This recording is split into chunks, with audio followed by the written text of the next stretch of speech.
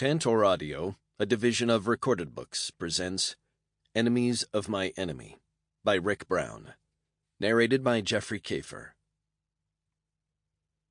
Chapter 1. Anton was not happy. According to his crew, he was never happy, but now he really wasn't happy. "How long is this gonna take?" he barked as he entered the Bufano's engineering compartment.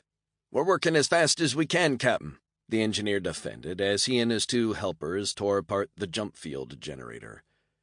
"We're in Omega Zeta 5. That's Iwazi's space. You know, the crazy bastards that like to cut the nuts off of people. Just fly us in," his engineer suggested. "What the fuck do you think we're doing, Gordo?" "Don't get mad at me," Gordon defended. "I told you that coil needed to be replaced, not rebuilt. Get us to a Radis and we'll buy some fabricator time, and you can build whatever the fuck you need. Make it quick." The ship shook suddenly, nearly knocking the old captain off his feet. "Iwase!" Tassa called over the intercom. "Get us jumping or you're fired!" Anton barked at his engineer before turning around and exiting. "Get us jumping or you're fired!" Gordon mocked as he and his cohorts continued to work, the ship shaking again. The Bufano was an old ship and had no AI to help fly her. In fact, there was almost nothing automated about her. The fact that they even had a decent jump nav comm and didn't have to do the jump calculations manually was a miracle. The advantage to this, at least in the captain's mind, was that the ship was easier to troubleshoot and repair. The downside, of course, was that under anything other than normal circumstances, it took more than one person to operate the ancient cargo ship hauler. The ship shook again as Tassa tried desperately to evade the incoming fire, barely able to take her eyes off her flight dynamics display. "Jesus!" she exclaimed as the ship rocked again, setting off several warning lights. "How many?" the captain asked as he entered the flight deck and stumbled over to the seat to his pilot's left.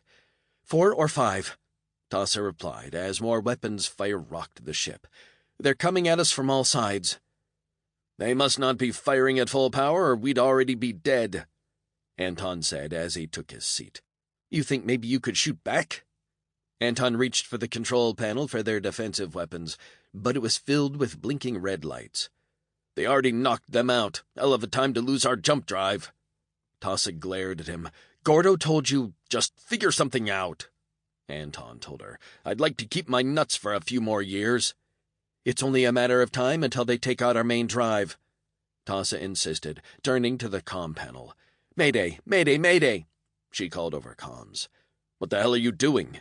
"This is the cargo ship Bufano. We're under attack by Iwase assault shuttles in the Omega Zeta 5 system on approach to a Radis, requesting immediate assistance." "Who the fuck do you think is going to help us?" Anton exclaimed. "Remember that broadcast on the net a couple weeks ago?" "Oh, Christ," Anton replied, shaking his head in disbelief. "Stop grasping at straws and fly the damned ship." "I am!" Tassa barked as she grabbed the flight controls again and began to maneuver wildly. "And straws are all we've got left." "From here we can communicate across the entire planet as well as with the Free Fleet and with all Alliance worlds, most notably Takara," Jacome explained to Tug as they entered the communications compartment in Libertara's command center. "This is also how all Free Fleet ships have access to the entire net and not just the dark net." "Mayday! Mayday! Mayday!" a woman's voice called out over the comm speaker. "A mayday?" Tug asked, concerned. "That's not here. That's on the Free Fleet's public distress channel that was announced in Hannah's first netcast a couple of weeks ago," Jacome explained. "This is the cargo ship Bufano. We're under attack by Iwase assault shuttles in the Omega Zeta 5 system on approach to a Radis, requesting immediate assistance." "Sounds like they're in trouble," Tug said. "The operator will forward the distress call to the Aurora," Jacome assured him. "Does this happen often?" "Actually, this is the first time," Jacome said. "Miss Bull doesn't have much of an audience yet." "It works exactly the same," Josh assured Nicholas as the two of them walked toward their super dragons waiting on the elevator pad. "There's just an extra place in the jump range entry field for tens of thousands." I can do this by myself, Josh, Nicholas insisted. I know you can, Josh replied. I just figured I'd come along and we could test the couple jump over longer ranges as well. Nicholas paused a moment as they neared their dragons. Doesn't look any different. Still the coolest damned fighter ever made, Josh insisted. Let's fly, he added, slapping his wingman on the back. Bufano, this is Free Fleet Communications. We have received your mayday. Help is on the way. What is your status? The ship rocked hard, and warning lights began flashing all over the flight console. We just lost main propulsion and main power, Anton barked. All hands prepared to defend your nuts. Free Fleet, this is Bufano, Tantor replied over comms. We've lost main propulsion and main power. Awase shuttles are closing in. They intend to board us. Can you help us? Help is on the way, Bufano, the voice on the radio replied. Just sit tight and try to keep them off your ship until help arrives. Are you able to uplink your sensor data to us? Help? Anton wondered. Help from who? I have no idea, Tassa admitted as she linked their sensor data to the comm system as requested. Josh and Nicholas are testing the second Super Dragon as we speak, Nathan told those attending the daily command briefing. Marcus says we should be converting the remainder of the dragons at a rate of 1 every 3 days, so we'll be totally converted in about 10 or 12 days. After that, we'll concentrate on the lair shuttles. How long until the first lair is ready? General Tellis asked over VidCom. A couple more weeks, I'm told, Nathan replied. How are your men doing with the salvage surveys? We finished surveying the wreckage that the ZPEDs were taken from, and we're now working on the 2 intact Alliance cruisers. Preliminary reports indicate that between the 2 ships, we should be able to get one of them operational again. We could always use additional ships, Nathan commented.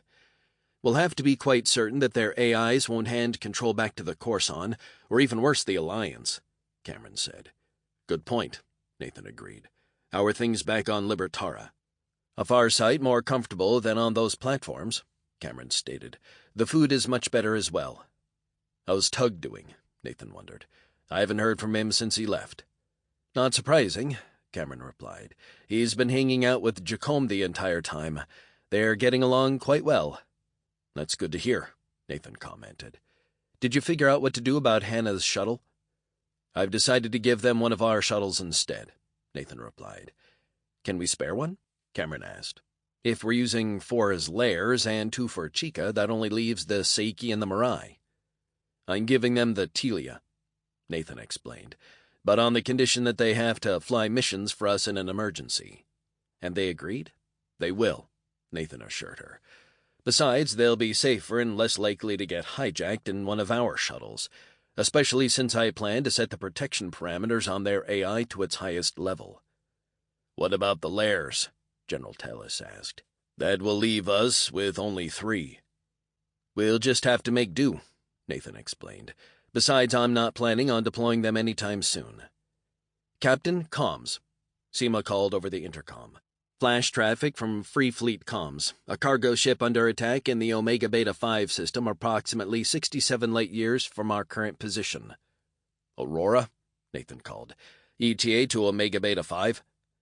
2 minutes if we undock from the Kampfui now, the ship's AI replied. Recommend sending Dragons 1 and 2 who just launched to test the second Super Dragon while we separate. Do it, Nathan replied, rising from his seat and heading for the bridge. We'll pick this up later, he told Cameron and General Tellis. Seriously? Nicholas said, unsure if he heard his instructions correctly. For the first jump? It's 50,000 light-years, Josh replied over comms. That's only half a Super Dragon's max-safe jump range, and we could jump that repeatedly. Trust me, I know. We all know you've been to Andromeda, Nicholas commented as he entered the range into his jump navcom. And Canis Major Dwarf and Sagittarius Dwarf and— I get it, Josh interrupted. You know, we refer to you as Josh Galaxy behind your back, right? There are worse nicknames, Josh insisted. Go ahead and jump, and I'll follow 5 seconds later. If you insist, Nicholas replied. He glanced at his flight dynamics display and then at his navcom, making sure everything was in order. He then pressed his jump button as he had 1,000 times before. But all that happened was that the jump indicator lights embedded along the edge of the console glare screen flashed light blue. His eyes darted back and forth, his head remaining still. "That's it?" he asked, looking at his navigational display to verify his new position. 50,000 light years just like that? Not even a flash? Josh's super dragon appeared to his right. "Pretty cool, huh?" Josh called over comms. "Kind of hard to believe," Nicholas admitted. "Dragons 1 and 2 Aurora." Seema called over comms. "Flash traffic. Intercept mission. Cargo ship Bafano is under attack by Iwasi pirates. Coordinates on the way. Respond and interdict immediately. Aurora will join you in 2. Nicholas glanced at his jump navcom screen. "That's 78,000 light years away." "Sweet, huh?" Josh chuckled. "My lead, sync jump in 5. "We haven't tested the sync jump yet," Nicholas reminded Josh. "No time like the present," Josh said as he turned away. "Do we always have to jump into the deep end?" Nicholas asked as his fighter automatically turned to follow Josh's. "Is there any other way?"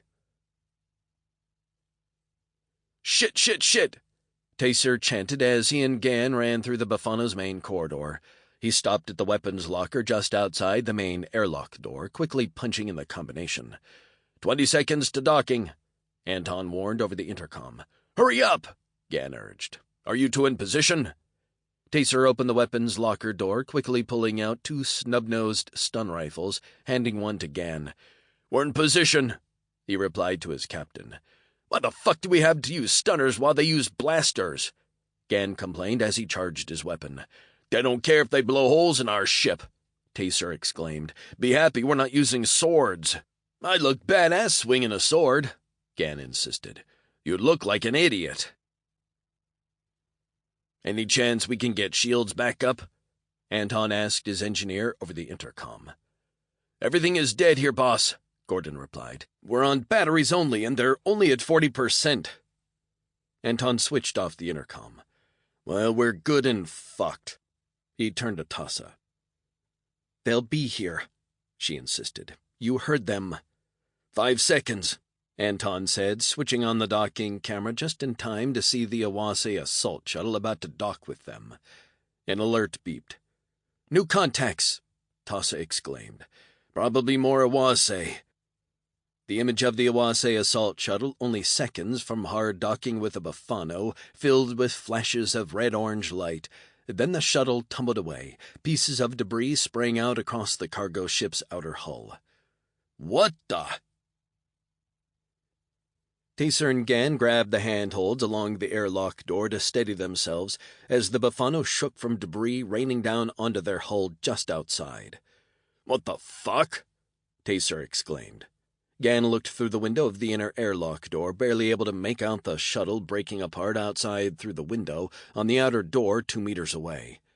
"Something's wrong with their shuttle," he exclaimed. "It's breaking up."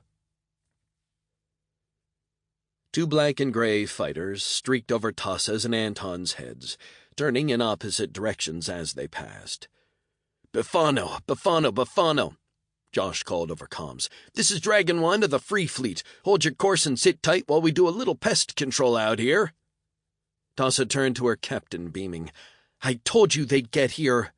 "Holy crap!"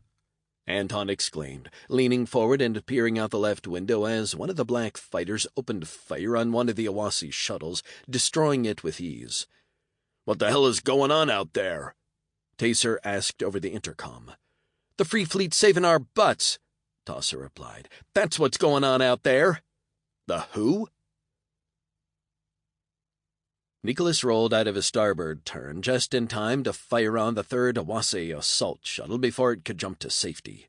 The pirate shuttle's shields were no match for the Dragon's main plasma torpedo cannons, and the first pair of plasma balls tore the shuttle apart, causing its propellant tanks to ignite in a fireball that blinked out a split second later.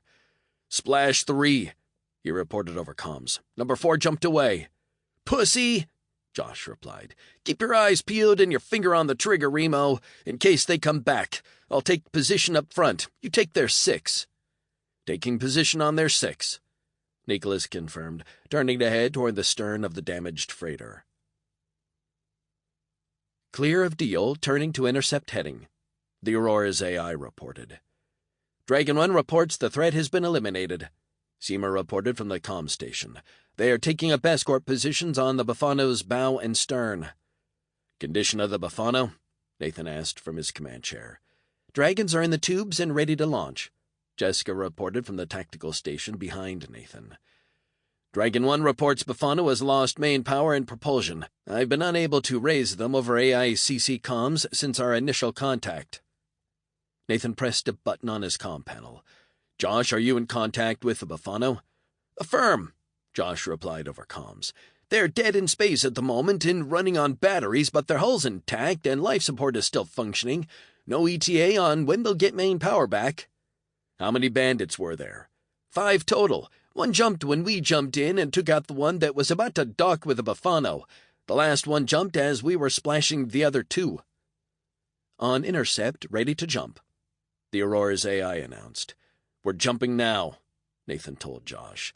I'll launch more dragons on arrival and you can set up a cap.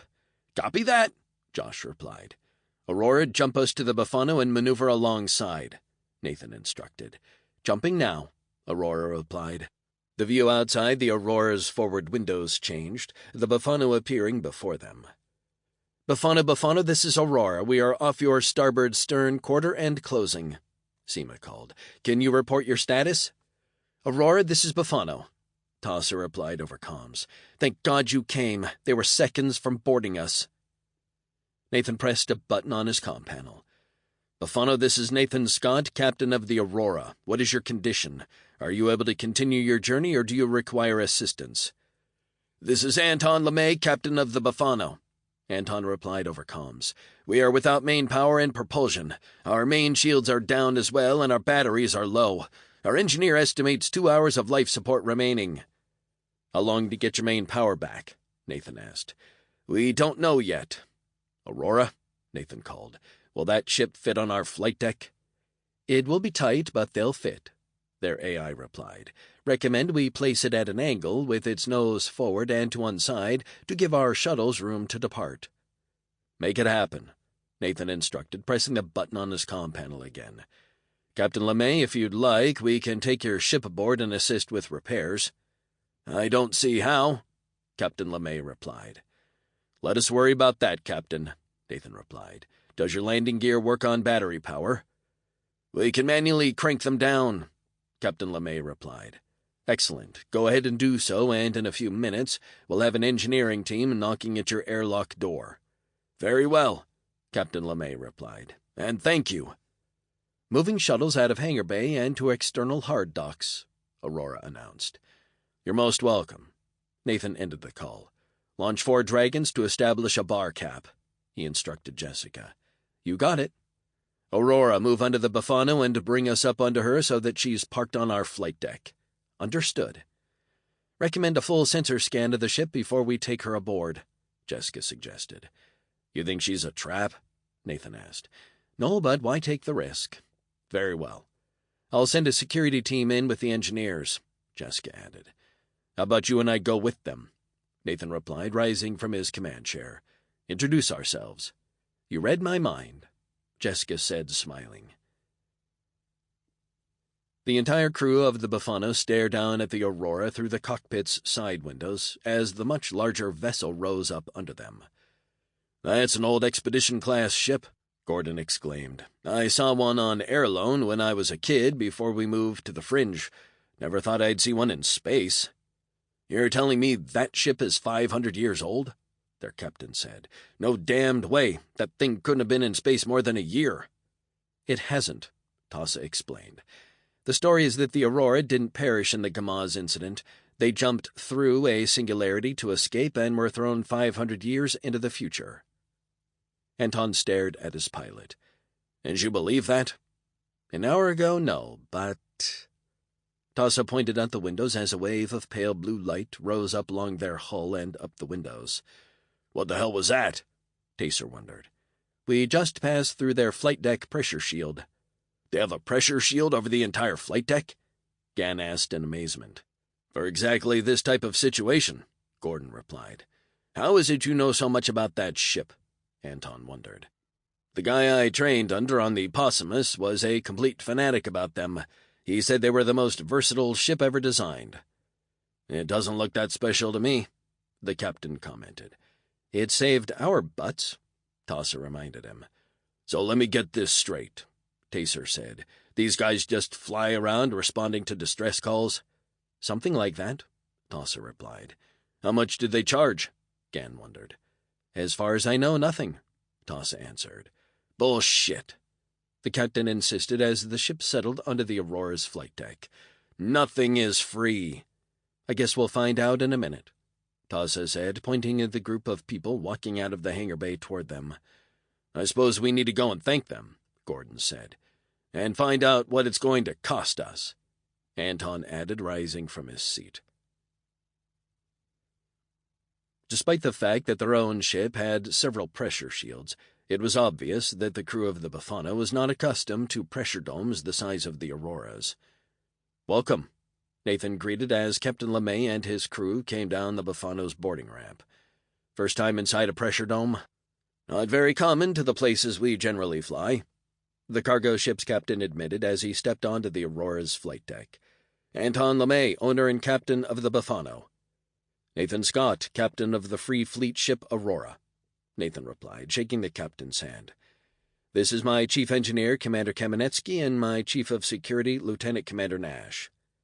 I guess I should introduce my crew, Captain LeMay decided. My pilot, Tassa Verk, my engineer, Gordon Pedros, and my cargo techs, Tessa Morello and Gan McBain. Anton took a breath, turning back to Nathan and his team. I have to say, I thought Tassa was nuts when she tried calling your Free Fleet for help. After all, I'd never heard of you. Yeah, we're kind of new to this century, Nathan admitted. I have heard of you and the Aurora, but only in ancient history. I'm pretty sure you're supposed to be dead. You and your ship. So how is it that you're all here in the 41st century? That's a long story, which I'll be happy to share with you, Nathan promised. But for now, let's talk about you. Who are these Awasi that attacked you? You've never heard of the Awasi? Tassa asked in disbelief. Until now, we've never been anywhere near this part of the Badlands, Jessica stated. This isn't the Badlands, Tassa corrected. At least not technically. Aratus is considered a fringe world, Captain LeMay explained. But it is only a few light years from the Lesser Trickle. The Lesser Trickle? Nathan asked. You've never heard of the Trickle? Tassa said, again surprised. Where the hell did you respond from? Quite a distance, Nathan admitted. So what's this Trickle? The Trickle is a long, narrow concentration of gases, varying in width between a few light hours at the narrowest and a full light year at its widest point. It runs from the Blana system in the Corian sector, across the Silet sector, and into the Bath and Capo sectors. That's huge, Vladimir exclaimed. Nathan looked at Vlad. Vladimir shrugged. It sounds huge.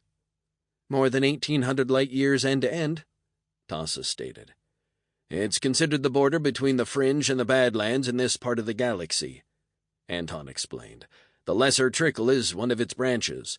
Most ships avoid crossing its densest parts. It tends to screw up your shields and mess with your heat exchangers, Gordon, the Befano's engineer, explained. That's why we were surprised to encounter the Awasi at Aratus. The Trickle is fairly dense around Omega Zeta 5, and the small assault shuttles the Awasi fly wouldn't make it across.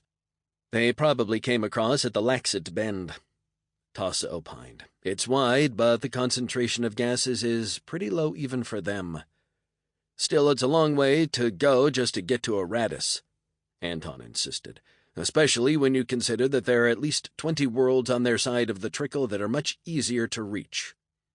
I'd love to review your charts for this area and hear more about the Awasi and the Trickle, but perhaps you should take Commander Kamenetsky down to engineering to see if there's anything we can do to help get you underway again. Preferably before the Awasi return, Tassa said, and with greater numbers. The Awasi don't like it when people fight back, Anton stated. They tend to take it out on the nearest worlds to send a clear message to others. Unfortunately, that means they'll target Aratus as well as us. The next time they see us, they won't waste time boarding us. They'll just blow us to hell and pick what they can from our wreckage." "Well, we can't let that happen," Nathan stated. "How about a look at those charts?" "Negative, Dragon Leader," Seema replied over comms. "Captain has a job for you. He needs you and Dragon 2 to recon the Iwasi home system." "Please tell me he wants a force recon," Josh replied. "Negative, quick pass, avoid engagements. He just wants a general force strength and location." Josh sighed. "Another we can't shoot back flyby." "What are you worried about?" Nicholas asked. "They probably won't have anything that can even penetrate our shields. We'll just get bounced around a bit." "Maybe we can do a few snap rolls as we pass overhead," Josh suggested. "Piss them off a bit. Or maybe we just fly a normal pass so we can channel all our shield power into the sections being hit." "That's no fun." "Not dying is not fun. Being alive ain't the same as living," Josh insisted as he punched in the jump parameters. "After 3 months flying my wing, you should know that by now." "Sorry," Nicholas apologized. "I didn't realize there was a unifying theme to your tendency to jump into every situation head first at full throttle." "Don't even pretend you don't like it," Josh replied. "I've got lead. Sync jump in 5. Nathan studied the holographic star map hovering in the middle of the Bufano's main salon. Not very many big settlements in this area. Aratus, Dano, Aurelium, and Iwasa are the only worlds with more than a few thousand people on them, Captain LeMay explained. Everything else has only a few hundred in population, most of them huddled together in little towns. "Must not be much work for a cargo hauler such as yourself," Jessica commented. "Aratus and Dano bring in quite a bit from outside the sector," Tassa said. "Both have big aramenium operations. Aurelium exports a lot of grains to the smaller worlds," Captain LeMay added. "How can they afford them?" Nathan wondered. "They usually have something worth trading, something they produce locally, like butter, cheese, beer, wine, baked goods, that kind of thing. Not much, but easily resold," the captain explained. "Soramona makes beautiful silks," Tassa added. "What about Iwasa?" Nathan wondered. "What do they trade?" "The Iwasi don't trade," Captain LeMay replied. "They take." "What can you tell us about them?" Jessica asked. "How many ships do they have? Do they have troops? How active are they?" "Iwasa is an isolationist world," Captain LeMay replied. "No one is allowed to visit their world, and there is no trade with the Iwasi. There is no need, since they take what they need from others." "And they don't offer any kind of payment?" "To the Iwasi, allowing you to live is your payment." "Nice people," Jessica commented. "How often do you see them?" Nathan asked. "We haven't seen them in weeks," Captain LeMay insisted. "The last time was on Jorsail. One of their troop ships raided the settlement while we were trading. They took half our load." "But they didn't harm you?" "For some reason they rarely harm anyone when they attack on the surface. Only when they attack you in flight, which rarely happens. Probably because everyone jumps in and out from low in the atmosphere. Safer, you know. But if they catch you in space, they take your entire ship. If you're lucky, they kill you quickly." "They sound more brutal than most pirates," Jessica said. "The Iwasi are not pirates," Tassa insisted. "At least not like the Kolul or the Amagasi." "How so?" Nathan wondered. "The Iwasi are not members of the Korsan," Captain LeMay explained. "I was under the impression that all pirate clans were members of the Korsan," Nathan said. "I can't speak for the rest of the Badlands, but in this area most are, but not the Iwasi." "How'd they manage that?" Jessica asked. "They fought a pretty bloody battle against the Korsan, and after that the Korsan left them alone. None of the neighboring clans will go anywhere near them." "You wouldn't guess that based on their assault shuttles," Nathan commented. "Those weren't their best," Captain LeMay explained. "Probably fresh recruits looking to make their first score. They never give them the good ships." "They have better assault shuttles?" Nathan asked. "Oh, yes," Captain LeMay replied.